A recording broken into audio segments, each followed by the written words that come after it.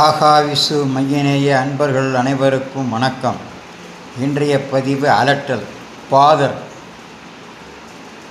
நடைப்பயிற்சி சாதனத்தை கண்டுபிடித்தவர் தனது 54 வயதில் காலமானார்.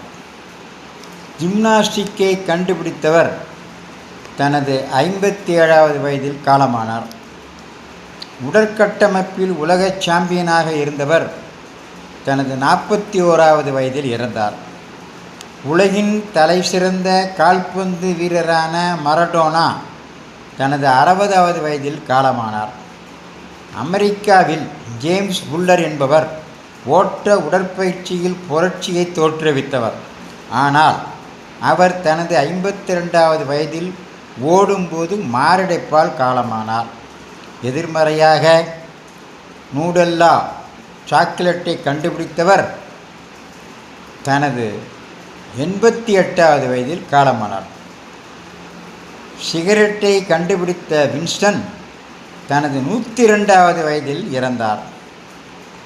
அபினை கண்டுபிடித்தவரும் 116 வயதில் ஒரு நிலநடுக்கத்தில் சிக்கி இறந்தார்.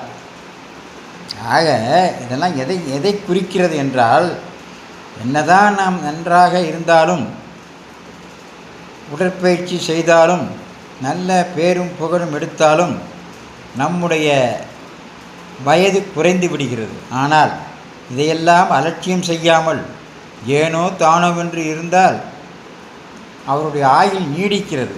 அதைத்தான் இது காட்டுகிறது. அபினை கண்டுபிடித்தவர் 116 வயதில் நிலநடுக்கத்தில் காலமானார். முயல் எப்போதும் மேலும் கீழும் குதித்து கொண்டே இருக்கும். ஆனால் அது 2 ஆண்டுகள் மட்டுமே உயிர் வாழ்கிறது. அதே நேரம் உடற்பயிற்சி ஏதும் செய்யாத ஆமை 400 ஆண்டுகள் வரை உயிர் வாழ்கிறது. அதனால் ரிலாக்ஸாக அமைதியாக வாழ்வோம். விரும்பியதை உண்ணுவோம், பருகுவோம். அளவுக்கு அதிகமாக அலட்டிக்கொள்ள வேண்டாம். அலட்டிக்கொண்டு வீணாக நம்முடைய வாழ்நாளை வீணடித்து கொள்ளவும் வேண்டாம். இதெல்லாம் இயற்கையில் இந்த ஒரு சகாப்தத்தில் நடந்த உண்மையான நிகழ்வுகள் தான். இதையெல்லாம் பார்க்கும் பொழுது நமக்கும் ஏன் அலட்டிக்கொள்ள வேண்டும் என்ற ஒரு சிந்தனை தோன்றுகிறது. இதையெல்லாம் லைக் செய்யுங்கள், ஷேர் செய்யுங்கள், சப்ஸ்கிரைப் செய்யுங்கள். மீண்டும் ஒரு தலைப்போடு நாளை சந்திக்கிறேன். எல்லா புகழும் பெரியாண்டவனுக்கே. வணக்கம்.